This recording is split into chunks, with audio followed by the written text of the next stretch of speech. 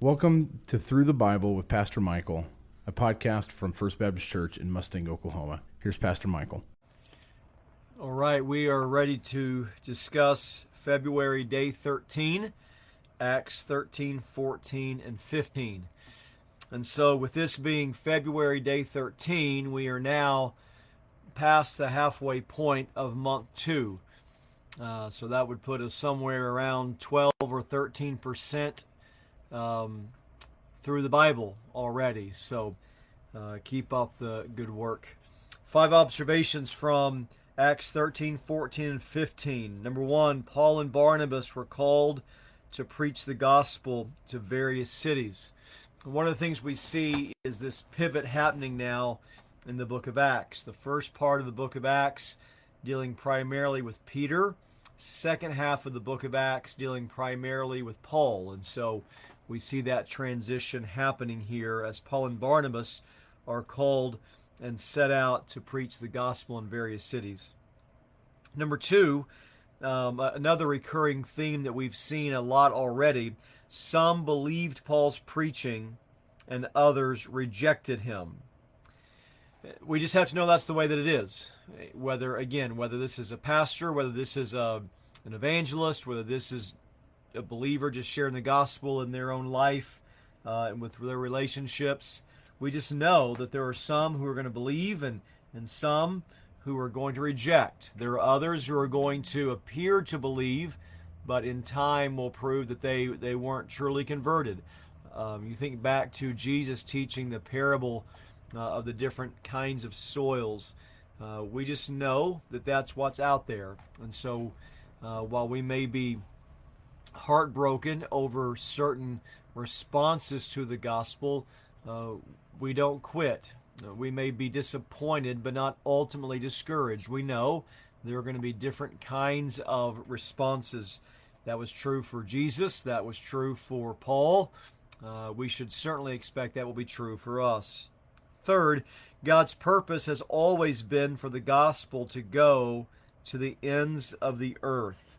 In Acts chapter 13, verse 47, "For so the Lord has commanded us, saying, I have made you a light for the Gentiles, that you may bring salvation to the ends of the earth." This has always been God's plan, that the gospel is going to go to the ends of the earth. And it's one of the amazing realities of our life as believers that we get to be a part of that. We get to be a part of taking the gospel to the ends of the earth. We do that when we share Christ with our neighbor. We do that when we pray for missionaries and those who are overseas. We do that when we give and support the work of the gospel all around the world. This has always been God's plan, that the gospel is going to go to the ends of the earth. It's one of the real beautiful things you read about in Revelation chapter 5, for example, that there are people from every nation, every tribe, every tongue, every people group represented in heaven. Number 4, Paul is stoned in Lystra, but his life was spared. Paul, as we know and we'll read about even more, has a lot of persecution. He goes through a lot of turmoil. His life is a hard one after his conversion, and we read in the text today about Paul being stoned. That's at the end of chapter 14. They thought he was dead, but the Lord spared his life. And then number 5, Paul and Barnabas separate after a disagreement about including John Mark. We read about that at the end of the passage today in chapter 15. It tells us in verse 38, Paul thought best not to take with them one who had withdrawn from them in Pamphylia and had not gone with them to the work. Verse 39, and there arose a sharp disagreement. Verse 40, but Paul chose Silas and departed. And so what we read here is Paul and Barnabas separate. They both continue doing ministry work, but they don't do it together because of their disagreement about the inclusion of John Mark. What does all this mean for us? Well, number one, first application, the gospel message divides. Period. The gospel message divides. You simply cannot preach a biblical gospel in such a way that there's not division. As Christians, we're to be unified. Ephesians 4 speaks of the church living in the unity of the faith. It's not a unity at all cost. It's the unity of the faith. Those who believe the true gospel enjoy a true unity. But where the gospel is proclaimed, the gospel does divide. The gospel divides truth from error. The gospel divides believer from unbeliever. The gospel divides converted from rebel.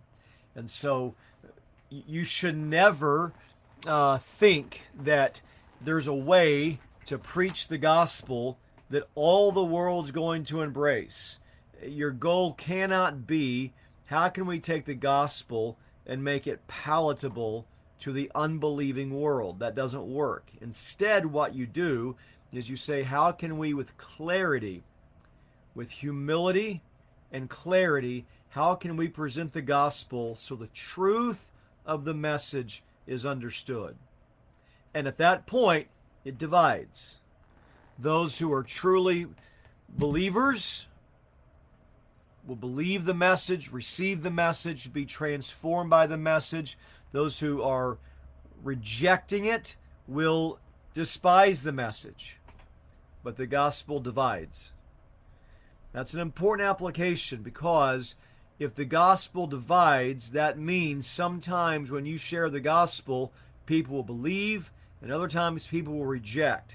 What you don't have the freedom to do is change that message because of that reality. Our message must be clear, and our message must be consistent. Number two, we should expect opposition and rejection as we minister. We expect opposition, we respect rejection. One of the things the book of Acts does for us is it walks us through and shows us a lot of the opposition and a lot of the rejection that God's people had to endure. If that was true for them, it's going to be true for us. So we should just expect that. That doesn't mean that opposition and rejection doesn't hurt. It doesn't mean that when somebody rebels or turns their back on you that it doesn't sting. It does. And everyone who's been in ministry has been through this. All of us have. But we do expect opposition. We do expect rejection. And it's important to expect it, one, because it's going to come. Two, if you receive it and experience it, which you will, it need not drive you away, because you just know that's part of the deal. There's going to be rejection. There's going to be opposition. Number three, each church needs a plurality of godly leaders. Chapter 14, verse 23, and when they had appointed elders for them in every church with prayer and fasting, they committed them to the Lord in whom they had believed. Every church needs to have a plurality of godly leaders, of pastors, shepherds, elders, trustworthy, faithful men who fear the Lord, who walk with the Lord, who know His Word, who love God's people. Every church needs a faithful group, a plurality of these men. The church should not be a dictatorship. The church should not be a place where one person, one voice, one man leads, runs, controls everything. That's dangerous. That's dangerous for him. That's dangerous for the church. Instead, what you have in Acts 14 is this example of taking a group of godly men and setting them apart to shepherd God's people. And as they do the work of shepherding, as they fulfill the work of a biblical elder, of a faithful pastor, they teach, they protect, they lead, they serve, they shepherd God's people. And it's important that that be a group of faithful, godly men, um, because there is wisdom in godly counselors. Um, you need iron sharpening iron. You need accountability. Um, and whoever the leader among leaders may be in a church, whoever the chief teacher, the chief pastor, preacher may be, that man is not going to be there forever. And when that one leader is gone, there ought to be another group of leaders already established there that continue the same work that the church has always been doing. And so each church needs a plurality of godly leaders. Number 4, difficulty in ministry is a reality. Difficulty in ministry is a reality. Again, back to chapter 15, verse 39, there arose a sharp disagreement. You just have to know, sometimes as leaders in a church, sometimes the opposition we face is from the world. Sometimes we preach the gospel and the world, the unbelievers, those outside the church, fight against it. Sometimes, though, our wounds come from within the church.